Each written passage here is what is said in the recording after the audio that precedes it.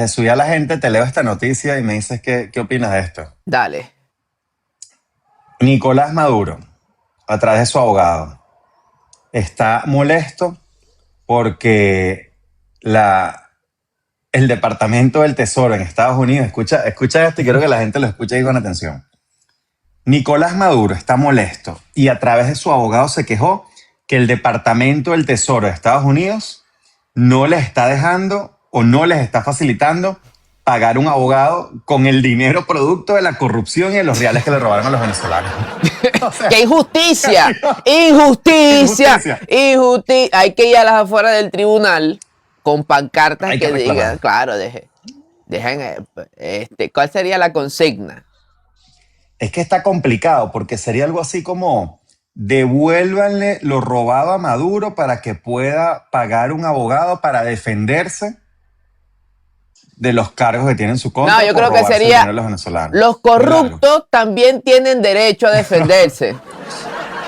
Así es. Los corruptos también tienen derecho. Los corruptos tenemos derecho. Ah, sí, puede ser ese el eslogan. Está bueno. Los corruptos también tienen derecho. Líder, líderes, ¿cómo están ustedes dos? ¿Cómo te sientes? ¿Cómo ves el panorama, Johan, líder? ¿cómo estás tú? Bien, Jesús, ¿cómo estás, hermano? Tiempo sin verte, ¿vale? Bien, hermano. La cámara aquí. Sí, vale, actívala ahí. ¿Cómo están? Bien. Sí, bueno, yo creo que evidentemente la reunión de Donovan dio resultados. Básicamente, si ustedes ven el tema de ayer de la renuncia de Tarek William Saab y de el otro señor que nadie conoce, defensor del pueblo, eso iba previamente de la renuncia de Catherine Harrington como vicefiscal, ¿vale? O sea que ellos no están dejando ningún cabo suelto, porque evidentemente si hubiese renunciado Tarek William Saab y hubiese estado ahí Catherine Harrington, a Catherine Harrington le hubiese tocado asumir. Pero el Rodrigato no quiere dejar ningún eslabón suelto y es por ello que coloca a Larry, que es una persona de su extrema confianza, ¿vale? Entonces, claro, ellos no quieren que se les desvíe el camino que ya iniciaron y que evidentemente por la presión de los Estados Unidos, lógicamente, porque antes del 3 de enero ni soñar con que Tarek William Saab hubiese salido del puesto, aunque lo que sí me pareció un exabrupto es que lo hayan colocado de defensor del pueblo, que evidentemente, o sea, quien acusó ahora termina defendiendo a quienes acusó. Sí. Así sean 30 días, porque como lo establece, porque ya se nombró un comité de postulaciones en el cual colocaron 7 oficialistas y 5 oficialistas de azul, en total 12 para elegir el nuevo comité de postulaciones. Lo que me parece un exabrupto que hayan colocado a Tarek William Saab, y yo creo que allí es donde debe ir nuestra denuncia activa, porque básicamente quien fue cómplice de las acusaciones no puede ser el defensor hoy de quienes acusó el día de ayer. Pero dos cosas, Johan. La primera, ese es el premio de consolación porque el tipo lo echaron. Por orden de Estados Unidos lo sacaron, que de hecho ayer en la mañana Kilómetro y yo dimos esa primicia que me queda en el programa, que el tipo iba para afuera, lo sacaron. Y dijimos además quién iba a ser el que iban a nombrar. Dijimos quién iba a ser, de qué equipo era, etcétera, de esta gente. Y bueno, es el premio de consolación que, como tú dices, es temporal. Es por unos días hasta que tengamos un nuevo defensor del pueblo. Lo segundo, lo que Johan, se plantea lo interno es que el tipo se quede en la Defensoría del Pueblo. Ojo, sí, claro. Ojo. No, eso hay que presionar para que lo saquen. ¿Qué figura esa defensoría quién defiende? O sea, porque yo como pueblo... Uno es andar solo por la vida, compadre. Yo, más bien esos tipos de ministerios, esas organizaciones lo que hacen es fregándolo a uno y cobrándole, no sé. Mira, o sea, pero Johan, antes que responda, Johan, eso. Porque es que nosotros leemos activamente los comentarios de la gente. Y la gente está preguntando si tú tienes algún parentesco con Daniel Sarcos. Entonces, sí, yo quiero decir. Fíjate que Daniel Sarcos... No, siempre dice que tengo un parecido, pero la verdad es que la gente tiene que reconocer que yo me veo mejor. Más joven. Que si son hermanos, líder, que sí. No, nada de eso, hermano. Tú sabes que no. Tú lo sabes, hermano. No seas malo. Seas malo, Jesús. ¿Qué pasa, hermano? Mira, no, obviamente no defienda a nadie, Kilómetro, a día de hoy, pero lo que se quiere es eso, rescatar la institucionalidad. ¿Me entiendes? Entonces, si tú esperas un proceso para poder reinstitucionalizar al país y poder generar la confianza necesaria, no puede ser con los mismos actores, ¿me entiendes? Y yo creo que evidentemente una de las cosas que tiene que permitir o paso previo para esa tercera fase en los Estados Unidos de la transición política tiene que ser el desmantelamiento del aparato represor que hoy sigue intacto, ¿me entiendes? Sí. Porque claro, el cambio de actitud del 3 de enero para acá ya sabemos por qué es, y que si ellos el día de mañana tienen una pequeña oportunidad de comportarse como se venían comportando antes del 3 de enero, lo harían, porque no es una rectificación. Ellos no han rectificado. Ellos hoy están circunstancialmente hablando haciendo todo lo que los Estados Unidos le pida, pero si ellos el día de mañana tienen una pizca de posibilidad de comportarse como se comportaron durante estos 26 años, se van a comportar. Por eso es que nuestras exigencias tienen que ir muy duras a que se desmantele el aparato represor. No puede estar una persona que haya sido cómplice de la tortuga, para no decir la palabra, para que no te baneen, cómplice de la tortuga, del desvivimiento, de la represión. No, con esa gente no se puede construir futuro en el país. Y es una gran realidad y triste realidad. Están inhabilitados moralmente. Es obvio. Claro, las transiciones se Gracias, hacen Daniel. realmente con las dictaduras y hay que calárselas por un tiempo. Líder, Mano, espero que salúdame, estés muy bien. salúdame a Daniel Salco. Saludos a tu hermano, líder. La transición de son así, la transición de son así. Tú no sirves, tú no sirves. Mira, lo otro es que el defensor del pueblo tiene inmunidad, ¿oíste? Que no es poca cosa. Estos tipos en este escenario tan complejo, puede que quieran eso unos días más. No sé. Eso están Mira, echando yo estoy cuchillos ahí contento, entre Jesús. ellos. A mí nadie me quita la contentura, ¿vale? Nadie. No, bueno, pero Nadie por me Dios quita la santo. contentura, ¿ves? Se lo dejo a los chavistas que nos ven, hermano. Ustedes no nos pueden bajar de aquí ya. No nos pueden bajar los ánimos, líderes. Desde el 3 de enero, líder, esto es pura felicidad. Pero Eso si no- Jesús, nosotros teníamos fe antes del 3, imagínate. Después del 3, ¿quién nos baja esto? ¿Quién? ¿Quién? Por más que quieran, no, ¿qué tal? Que echar la partida para atrás. No puede, líderes. No puede. Ahora, Así es. es una pregunta. Yo creo que cuando con el tema de Maduro estaba escribiéndole a alguien para que me orientara con eso. Cuando tú financias un abogado, tú tienes que declarar de dónde vienen esos reales, ¿no? En Estados Unidos. Claro, ese es todo el problema de Maduro. Que él dice que ellos les tienen las cuentas congeladas en Estados Unidos. Recuerda que hace nada la fiscalía anunció que solamente Estados Unidos le había incautado, confiscado más de 700 millones de dólares en dinero, mansiones, fincas de caballos, carros de lujo, joyas, efectivo, etcétera, etcétera, etcétera, en Miami, en un montón de lugares. A Maduro y su entorno más cercano. Entonces, claro, te confiscaron esto por ladrón, porque es plata que te robaste. Con esa plata que te robaste, no vas a pagar un juicio que tienes por ladrón y narco. Eso te voy a contar algo que me dijeron ayer. ¿Qué me vas a contar? ¿Qué? Pero ¿por qué pones esa cara antes de echar el chisme? ¿Qué pasó? No, porque es algo bonito, ¿vale? A veces uno ayuda cuando la gente, kilómetro del trabajo que tú estás haciendo.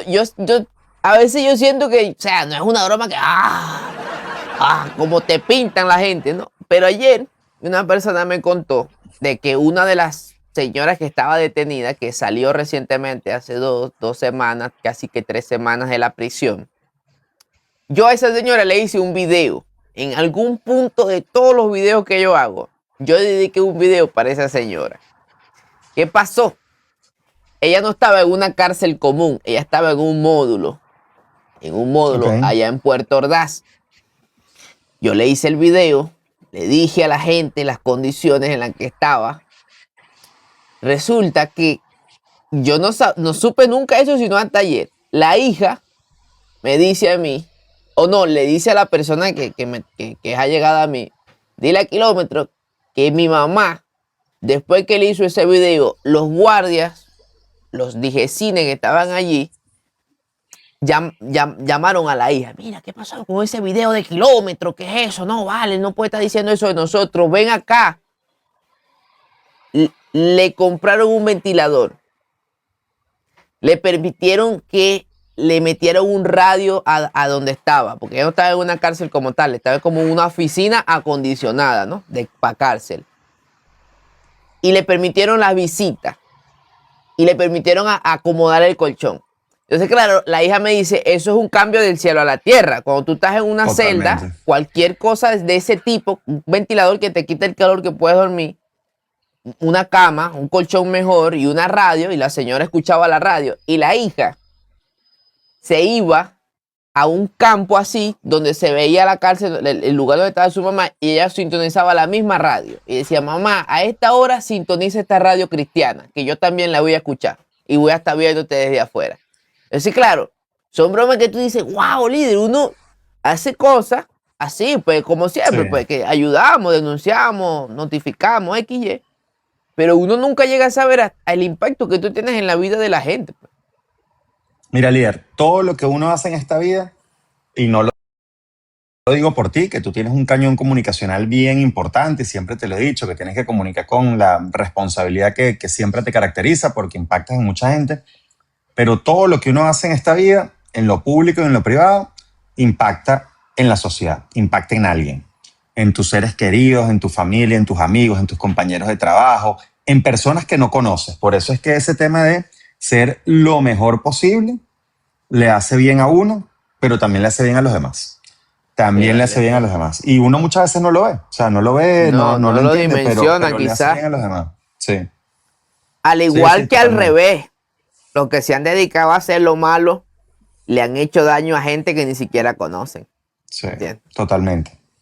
Pero también les llega la justicia. Sí. Yo creo, y además yo creo en las dos justicias. También lo hemos hablado aquí en el programa. Yo creo en la justicia divina. Yo creo que la justicia llega. Puede ser en otro plano, pero también creo en la justicia terrenal. Yo creo que la gente que cometió crímenes tarde o temprano los paga. Pero si lo está pagando Maduro, que no se esperaba ni en su mayor pesadilla que iba a estar preso en una cárcel pasando frío allá en Nueva York. No, y ¿sabe qué es lo peor, líder? Que según el informe, el reporte del New York Times, a él se le dio la oportunidad de irse. De hecho, Trump le presentó la oportunidad de darle un plan. O sea, le dijo, dame el plan para que tú dejes el poder y nosotros tomemos Venezuela. ¿Cuál es el plan? Dame tú el plan. ¿Qué tú vas a hacer para evitar el uso de la fuerza? Porque por más que sea Trump, no es... O sea, Trump ha demostrado que él está dispuesto a sentarse con quien sea, a hablar, y si no colabora, ahí se aplica el martillo. Entonces, imagínate Maduro, el tormento de saber que tú pudieses haber aceptado esa propuesta, irte a Turquía con tu esposa y tu hijo, con $100 millones, tranquilo, en tu piscina, tu restaurante, hasta que te mueras. Imagínate el tormento de saber que rechazaste esa oportunidad y que lo que tú tenías al lado, que tú querías defender, te vendieron, ¿no? Eso es para no dormir, líder. Eso es para no dormir. Eso es para tú estar, Dios mío. Ay, Totalmente. No, pero también los demás que se miren en ese espejo. Los demás también que se miren en ese espejo. Si cayó el número 1 y su esposa, cae cualquiera. Cualquiera que se come la luz, cualquiera que de aquí para adelante siga robándose el dinero de los venezolanos, cualquiera que de aquí en adelante siga oprimiendo a los venezolanos, violando derechos humanos. Ya, digamos, ya hay un árbitro. O sea, te puede gustar más o menos, pero Estados Unidos está poniendo orden hoy en el país. Insisto, no es lo que los venezolanos queríamos inicialmente. Nosotros queríamos que el chavismo se fuera luego de la elección presidencial que les ganamos. Nosotros fuimos pacíficamente, contra todo, porque María Corina ganó las primarias y no la dejaron ser candidata. Porque quienes apoyaron a María Corina en las primarias, Frei Superlano, Juan Pablo Guanipa, les quitaron sus partidos políticos, pero además los metieron presos. Porque persiguieron el mundo, ¿tú te acuerdas? En toda la campaña que incluso metían presos unas empanaderas, todo. Una broma horrible, Jesús, una broma horrible y desastrosa. Horrible. No dejaron votar a la gente afuera de Venezuela, kilómetros. Y aún así les ganamos 70-30. Nosotros queríamos que se fueran. Los tipos decidieron ir para adelante y bueno, como tú dices, les llegó el martillo. Eso es así. Sí, pero te digo una cosa, salió mejor. Porque al mundo le dan la presidencia el 29 de julio, o sea, o el 10 de enero se juramenta, reconocemos que ganó, y en 6 meses lo tumba, líder. Tú estás claro, ¿no? Sí. O En sea, de 6 meses lo tumba. todas, hubiésemos necesitado ayuda extranjera. Eso es una realidad. Extranjera, son Y eso fascistas. hay que decirlo por la calle del medio. Y yo recuerdo que en el 2014, cuando empezó ese tema de la salida, que si mal no recuerdo, Antonio Ledesma, María Corina Machado y Leopoldo López plantearon dos cosas, que esto era una dictadura y que necesitamos ayuda de afuera. Y la gente decía, pero bueno, pero es que todavía no está en dictadura, estaba Maduro recién llegado. ¿Y por qué vamos a necesitar ayuda de afuera? Los venezolanos hemos hecho todo, kilómetro. Todo. Es O sea, que son complicado fascistas, que nos líderes. pidan más. Líderes, Es son complicado que nos fascistas, pidan son más. fascistas, son fascistas. Tú te pones, Sí. tú estudias, tú buscas características del fascismo. Hermano, todo. Lo único Sí. que no aplica es el corporativismo, porque el corporativismo es cuando tú no nacionalizas la empresa, sino que la dejas privada, pero está al servicio del Estado. Ejemplo, Mercedes no, Volkswagen en la Segunda Guerra Volkswagen en Mundial. Alemania. Sí. En Alemania era corporativista. ¿Me entiendes? Entonces, claro, son fascistas sin el corporativismo, que viene siendo cuando nacionalizan las empresas también es lo mismo, empresa pública al control del Estado. Pero es lo mismo, pero tú te pones a ver propaganda, maquinaria del Estado, líder carismático, nacionalismo falso. Mano, es increíble. Eso cuando yo me pongo a analizar, yo digo, Dios mío. Y represión y Obviamente, quedarse en el poder vía las armas. Vía las armas. Mira, obviamente. Los venezolanos hemos marchado de día, de noche, con lluvia, sin lluvia. Hemos trancado. Hemos hecho paros en la industria petrolera. Hemos hecho huelgas de hambre. Los venezolanos hemos ido a elecciones y las hemos ganado. Hemos dejado de ir a elecciones. Hemos organizado y apoyado gobiernos para... Hemos hecho de todo, hemos pedido sanciones. De todo, de absolutamente todo. Hemos hecho de todo, hemos pedido sanciones. De todo,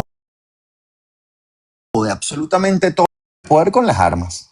¿Qué llegó? Bueno, llegó un gobierno democrático extranjero con armas más grandes a llevarse a quienes están cometiendo delitos. Y mejores soldados, porque al que condecoraron ayer le dieron 4 plomazos, tipo, y el tipo manejando el Chinook ese, el helicóptero ese, que es un helicóptero pesado, no es un helicóptero liviano, es un helicóptero pesado. Entonces tú imagínate tú, con 4 plomazos, aterriza, espera a la gente y todavía llevaron a Maduro para allá, para Iwo Jima.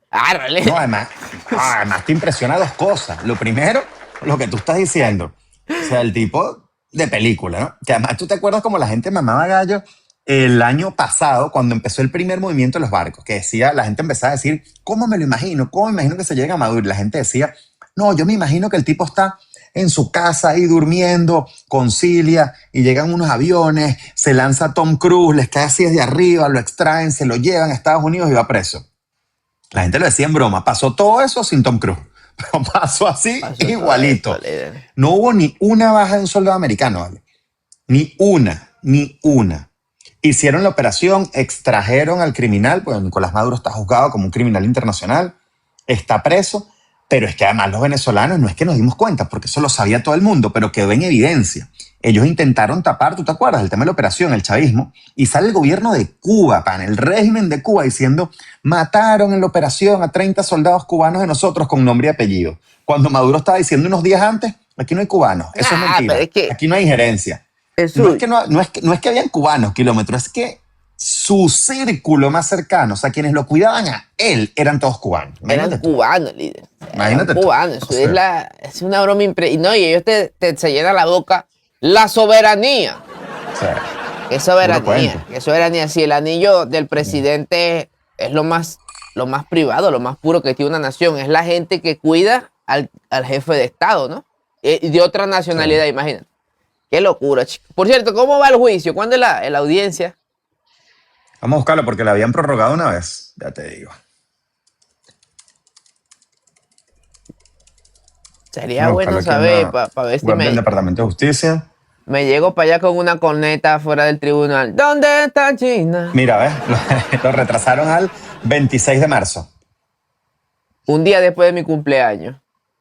Líder, lo que hay que hacer es que tú sabes que nosotros trabajamos para la CIA, ¿no? Ajá. Deberíamos pedir la visa para lanzarnos el viajecito. Celebramos tu cumpleaños el 25, una partida de dominó, una cosa ahí y tal, una cervecita, pero de supermercado, ¿no? Tal y tal. Y al día siguiente transmitimos el juicio. Allá afuera. ¡Maduro! Los corruptos también tienen derecho. Me hallan un cartel.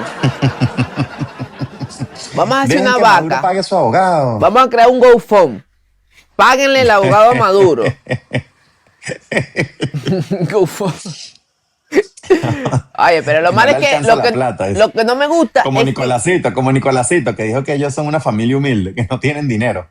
Y vale, que lo que era, chica. Y lo peor es que no es que lo diga. Lo peor es que se lo cree mucha gente de los de ellos. ¿No? Imagínate tú. Joel, bienvenido. Gracias. Joel, bienvenido. Buenos días. Hola, buenos días muchachos, saludos, gracias por estos minutos, ¿cómo están? Un abrazo, líder, bienvenido. Oye, bueno, no, mi participación va a ser bastante directa y concisa. Primero, bueno, me presento un poco, soy abogado, soy carabobeño, soy locutor también. En algún momento estuve dentro de la política, pero a nivel de movimientos estudiantiles, ¿no? Ok. Allá en Valencia, en La Ujar, Las Carabobo, etcétera. Pero lo que yo quiero pedirle a ustedes, porque veo que tienen bastante alcance de comunicación, llegan a la gente lo sigue, y bueno, y han hecho un trabajo que se les reconoce, ¿no? Lo que yo quiero decir es que Verdugo no pide clemencia. Acordémonos cuando esta gente no tuvo piedad con la oposición, no tuvo piedad con la sociedad, se burlaban de la oposición. Muchos de nosotros estamos regados por el mundo. Entonces, vuelvo y repito, Verdugo no pide clemencia. Ese cambio de actitud que ellos tienen después del 3 de enero no es por ello, es porque hay una presión desde Washington y porque están prácticamente obligados. ¿Qué quiero decir con esto, muchachos? El chavismo hay que erradicarlo de Venezuela. El chavismo hay que eliminarlo completo de Venezuela y no dejarlo volver nunca jamás. Entonces, yo le pido a ustedes que tienen herramientas, que tienen alcance, que la gente lo sigue, que luchen por eso. Y ojo, corazón de piedra con esta gente. Y vuelvo y repito, Verdugo no pide clemencia. No hay que tener ningún tipo de piedad o consideración con esta gente. Y bueno, nada, no sé si más o menos me explico. Joel, vamos a hacer un ejemplo aquí. Dime. ¿Cuál es la manera más fácil de dejar que una persona de hacer que una persona deje de ser chavista? La forma más fácil de hacer de una persona de ser chavista. Lo que pasa es que es un tema bastante profundo, Kilómetro, porque fíjate, yo he visto que todavía hay personas que de corazón, por esa teoría falsa que ellos quisieron implementar en la sociedad del comunismo, que no es un comunismo nada, porque ellos no son comunistas, ellos son más capitalistas que nadie y son fascistas, como lo acabas de decir tú. Entonces, eso que quiso insertar Chávez en la sociedad creó el resentimiento social de mucha gente, ¿no? ¿Y qué sucede? Hay personas que todavía aún con todo lo que ha pasado, son pocas, pero sí las hay, de corazón engañadas y creyéndose esa teoría del chavismo, de la humildad, lo siguen, ¿no? Lo siguen, pero ellos profesan algo que no ejercen. Pero exactamente. Pero ¿cuál es la manera más fácil? Porque hay que diferenciar aquí. El chavista no es un ser, o sea, como tal, no es un ser que es absoluto, es una persona que tiene una ideología. Y las ideologías pueden cambiarse. La característica principal de los que a día de hoy siguen siendo chavistas es la ignorancia. Tú acabas con el chavismo educándolo, líder.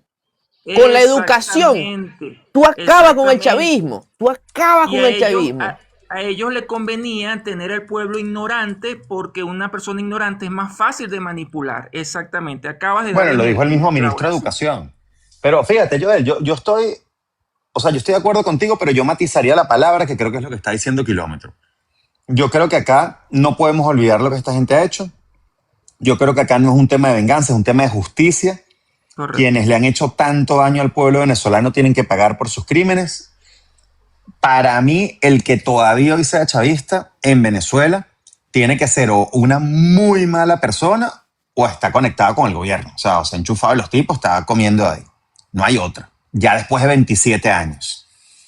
Lo tercero es que para mí el chavismo como movimiento político, lo que queda, en efecto, son los responsables de la corrupción, de la tortura, de la persecución, y toda esa gente tiene que enfrentar a la justicia.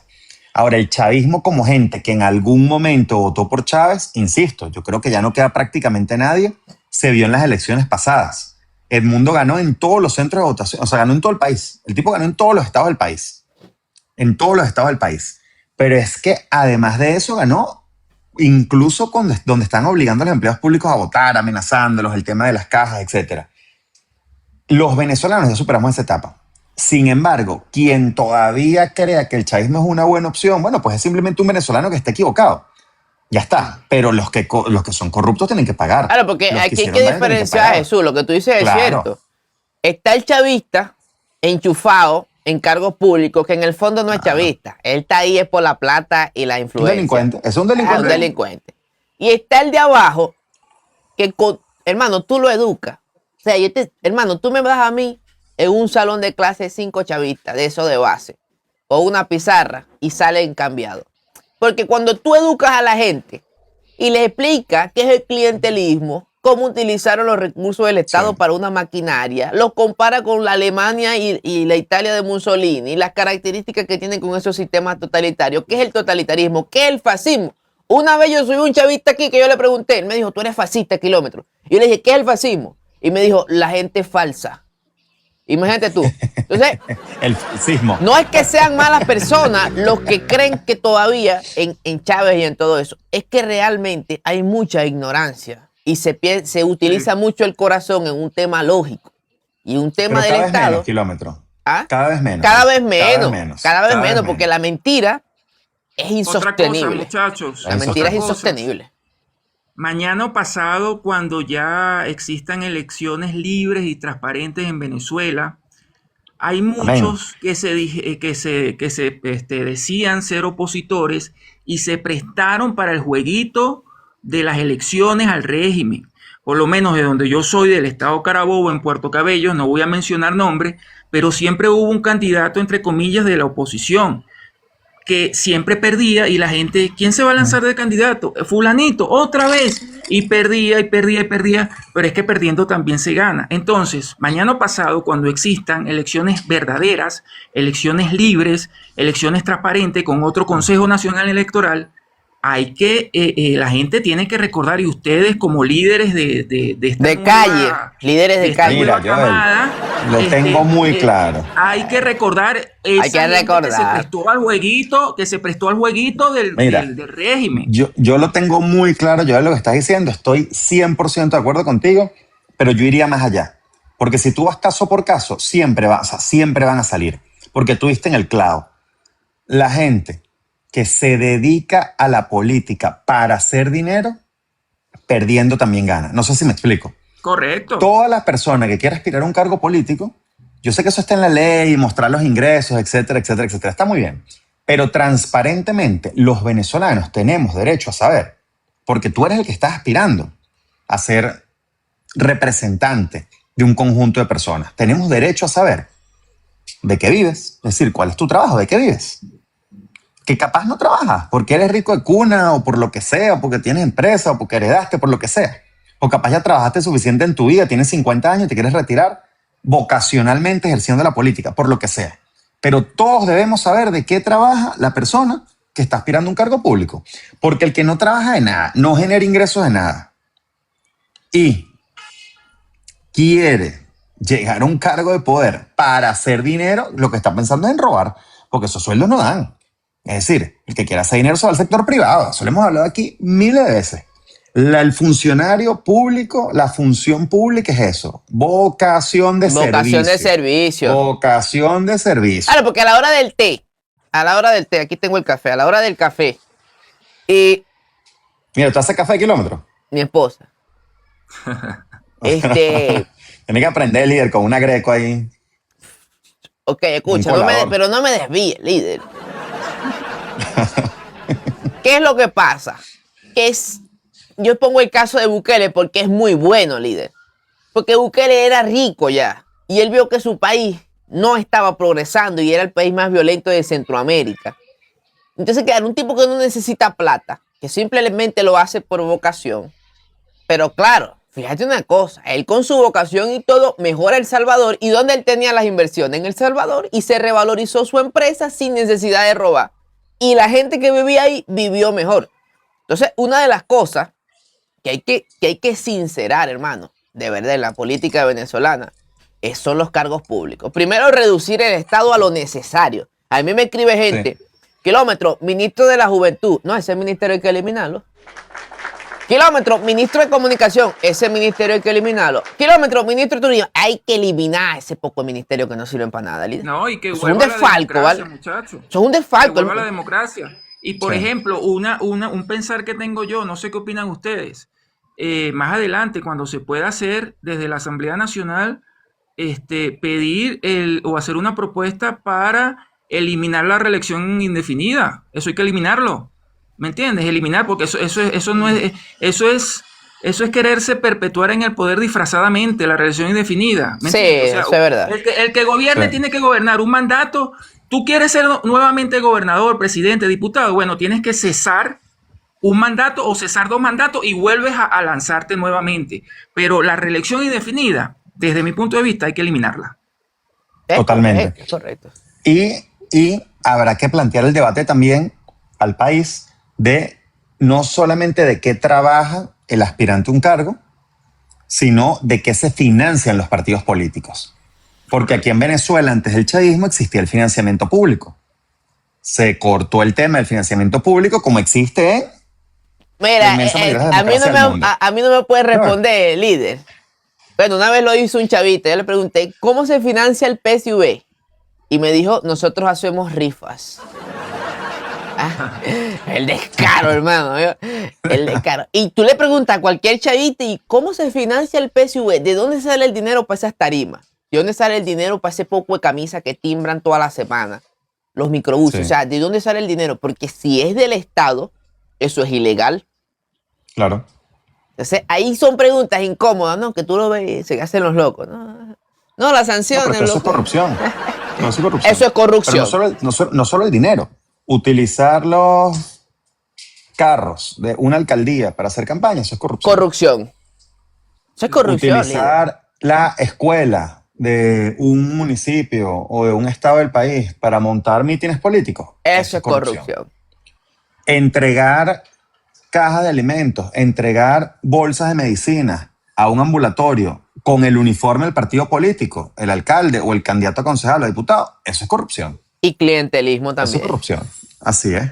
Yo digo que el chavismo le ha hecho mucho daño a nuestra sociedad, como sociedad le ha hecho mucho daño y bueno, mil cosas que quisiera comentar, que quisiera hablar, pero bueno, ya dimos el primer paso, de verdad, como decía Kilómetro hace rato, nadie nos va a quitar esta alegría que tenemos porque ya el primer paso se dio, pero el camino es largo, muchachos, porque reconstruir o ser la Venezuela a nivel social, porque otra cosa, fíjate, una de las mentalidades que creó el chavismo a la sociedad es que todo tiene que ser gratis, o que no sé, o que tiene que depender del gobierno. No, el gobierno tiene que limpiarte el camino y darte las condiciones necesarias para que la gente correcto, crear condiciones. Si quieres tener 4 carros, si quieres tener 5 casas, la gente puede. Crear condiciones. Tiene que darte las condiciones necesarias. Exactamente. Entonces, ¿cuál era la mentalidad del gobierno o que quería que la gente pensara? Que bueno, que no, que todo tiene que ser gratis, que el gobierno todo te lo tienes que dar, que tienes que contar con papá gobierno. No, señor, la gente puede tener lo que le dé la gana, ser rica, tener locales, pero el gobierno tiene que brindarte las situaciones indicadas o el ambiente ideal para que la gente prospere en Venezuela. Crea condiciones, él crea las condiciones. Lo que tú dices es cierto, abogado. Crear condiciones. Y ojo, claro. Y condiciones intentando que si eres pobre o eres rico, igualdad de condiciones en el terreno, igualdad de derechos en el terreno, la capacidad de que el individuo se desarrolle. El problema es que para los sistemas totalitarios, individuos fuertes son un riesgo para el Estado. ¿Me entiendes? ¿Tú estás entendiendo lo que te estoy diciendo? Individuos fuertes, familias fuertes, empresa privada fuerte, representan un riesgo para el Estado. ¿Por qué? Claro. Porque estos sistemas quieren que tú idolatres a su líder carismático. En este caso, correcto. Chávez como figura emblemática. Lo mismo es en Corea del Norte con el papá del chino ese que se murió hace un par de años. Y siempre es lo mismo con Fidel en Cuba. Entonces, estos modelos ven riesgoso que la sociedad se desarrolle sin papá Estado. ¿Por qué? Porque no le deben pleitesía, no le deben al Estado, y entonces es más difícil controlarlos y someterlos a una ideología totalitaria. ¿Entiendes? Entonces cuando tú, chavista, le empiezas a explicar esto, lo vas a... Acuérdate de esto, Joel. Me quedo con lo que tú arrancaste. Para acabar con el chavismo tienes que educarlo. Correcto. Porque el chavismo no es una persona, es una ideología política que adquirió una persona después del 99. Entonces es un estado político. ¿Cómo acabamos con ellos? Los educamos, les enseñamos que fue un error, les decimos, mira, con argumentos, con los pies sobre la tierra, esto es malo, esto es malo, esto es malo, esto es malo, vamos para lo bueno. Y se acaba el chavismo. Mira, kilómetro, pero si el mismo ministro de Educación, cuando Héctor Rodríguez, quien fue gobernador de nuestro estado Miranda, fue luego ministro de Educación, dijo que ellos no iban a sacar a la gente de la pobreza para que no se metieran opositores. Es decir, en su... Lo dijo Héctor. Lo dijo Héctor. Lo grave del asunto en dos platos. La primera, que no les interesa sacar a la gente de la pobreza, que es lo que cualquier persona quiere, superarse. O sea, echar para adelante. La segunda, que su motivación para mantener a la gente pobre es tenerlos sometidos a cambio del salario, a cambio de la caja, a cambio del chantaje. Eso es así. Y ese país que viene, yo te diría que yo lo resumiría así, que tú lo estabas diciendo con el tema de las oportunidades, kilómetros. Nosotros tenemos que lograr que el lugar de origen de un niño venezolano no define su destino. Que sin importar dónde nazca un niño venezolano, tenga las oportunidades necesarias, producto de su trabajo, producto de su esfuerzo, producto de su inteligencia, de su talento y de todo lo que él pueda hacer en la vida, que tenga las oportunidades para desarrollarse, para tener una vida plena, para formar familia si es lo que quiere, conseguir un buen trabajo, poder comprarse su casa, poder hacer mercado, poder ayudar a su familia. Eso es a lo que nosotros tenemos que aspirar. Y eso pasa por tener un país que le dé oportunidades a todo el mundo, sin discriminación de ningún tipo. No, por supuesto, que acuérdate que también, y vuelvo, y que hermano, yo he estudiado tanto esto que voy a parar en loco, chico. No, porque cuando a mí la gente me demanda una explicación, yo necesito estar a la altura de las circunstancias de lo que se espera de mí. Entonces, esta fragmentación de la sociedad también es una maquinaria. De hecho, hay unas leyes de Goebbels. Goebbels fue el ministro de propaganda nazi, ¿no? Pueden buscarla, no sé, creo que son las 10 leyes. No me acuerdo cuántos números eran. Pero Goebbels planteaba lo siguiente en una de sus tesis. Tú tienes que fragmentar a la población. Tienes que dividir a la población. ¿Para qué? Vencerás. Claro, porque entonces tú agregas a los tuyos a tu lucha y aquellos son el enemigo. Fíjate el discurso de Chávez, para que tú veas. Después que tú sectorizas, existe algo denominado el enemigo común, que es ese enemigo que siempre existe. O sea, siempre el Estado tiene un enemigo. Siempre hay alguien en contra de ellos. Así sea ficticio, ¿no? Entonces, ¿qué hace Chávez? Antes de llegar al poder, ¿quiénes son los enemigos? Los burgueses, la burguesía, los ricos, que nos oprimieron, que nos destruyeron. Con una revolución que toma el poder. A priori, si tú tomas el poder, ya no eres revolución, porque ¿qué vas a revolucionar si el control del Estado lo tienes tú? O sea, la capacidad de tomar las decisiones en el terreno para cambiar el escenario, tanto nacional como internacional, la tienes a través del Estado que ya tomaste. O sea, que revolución no eres porque ya tú eres el que puede hacer los cambios. Siguen siendo revolución. ¿Por qué? Porque el enemigo ya no es la burguesía. Tiene que ser algo externo que tú no puedas controlar. Y entonces, ¿quién es el enemigo? Estados Unidos. ¿Quién es el enemigo? El imperialismo. ¿Me entiendes? Tú cambias de enemigo, vas cambiando para que siempre tengas a quien anexarle la culpa de tus errores producto de la corrupción. Sí. ¿Tú me entendiste? Entonces no son errores. Eso es lo único que te voy a atajar ahí. Bueno, consecuencias. Te lo veo al pelo, idéntico. Mira, 100% de acuerdo contigo, pero creo que los tipos no se equivocaron. Creo que fueron avanzando en el plan que tenían de destruir a Venezuela.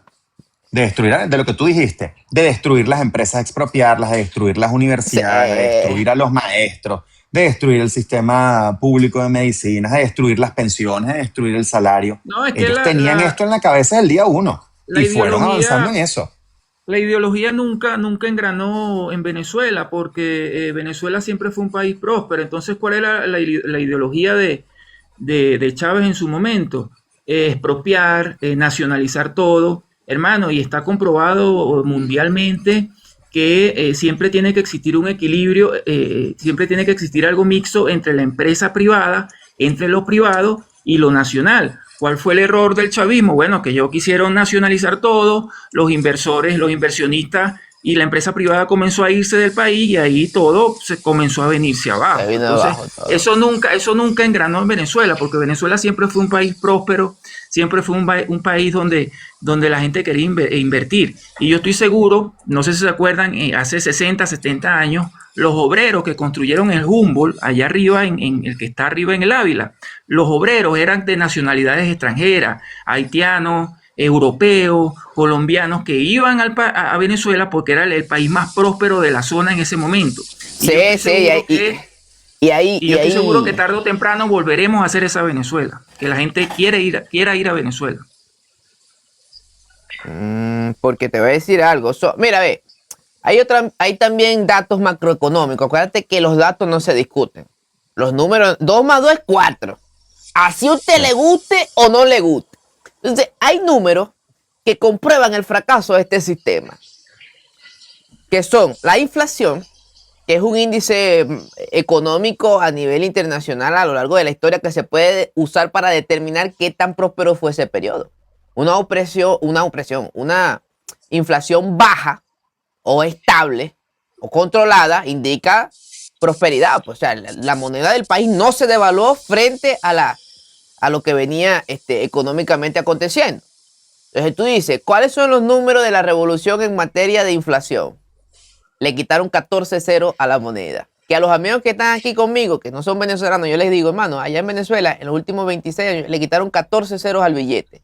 Y ellos, ¿cómo es eso? O sea, ¿cómo que 14 ceros? Se devaluó tanto para abajo que le iban quitando cero. Tenemos la inflación y tenemos la migración.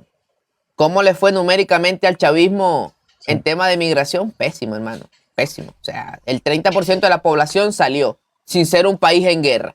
Eso hay que buscar precedentes en la historia contemporánea, por lo menos del siglo XX y XXI, de otro país que haya sufrido lo mismo, sin estar en guerra. Mira, kilómetros. La devaluación fue tan cabilla que vi los datos, justamente lo leí en estos días y saqué la cuenta y es así. Una persona que cuando llegó Chávez al poder, un millonario, un rico, llega a Venezuela, hubiese traído a nuestro país 10 millones de dólares, los hubiese cambiado a bolívares y metido en el banco, hoy no le daría ni para desayunar ese dinero. Pero fue la guerra económica. Es una locura lo que esta gente hizo con el país. Fue la guerra económica. Una locura. Desastre. En la mayor bonanza petrolera de la historia, que la tuvieron. Y te digo una cosa para cerrar. Si a mí me dicen kilómetros es por la guerra económica y es por los bloqueos, y yo veo que los líderes revolucionarios efectivamente andan a pie en microbús, que ellos no tienen para que sus hijos estudien afuera. O sea, si a mí me dicen kilómetros, fue por la guerra económica, estamos bloqueados, no se pudo, y veo los dirigentes de ellos, los que llevaron al Estado a esto, presidentes, alcaldes, gobernadores, diputados, los veo en microbuses, los veo sin relojes, los veo incluso poniendo estados de WhatsApp, recolectando fondos para la operación de uno de sus hijos. Yo digo, hermano, de verdad que fue por la guerra económica. De verdad hubo un bloqueo. De verdad no dejaron gobernar a la gente. Pero no veo eso, Jesús.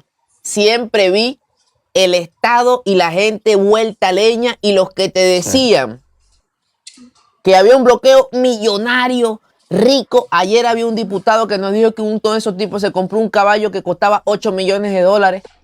Entonces la yo digo, guerra económica, kilómetro, la guerra económica fue del chavismo contra los venezolanos. No, hombre, esa fue la verdadera guerra económica, del chavismo contra los venezolanos. Esa sí fue la guerra económica. Mira, Chávez llegó al poder. Chávez llegó al poder prometiendo acabar con la corrupción, ¿vale? En Venezuela. Y se convirtieron en el régimen más corrupto de la historia de la humanidad. De la historia de la humanidad. Jesús, si me Como equivoco. dices tú, en número. Si me equivoco, ¿cuál es el caso de corrupción? ¿Hay un caso de corrupción en el mundo que supera lo de Tarek?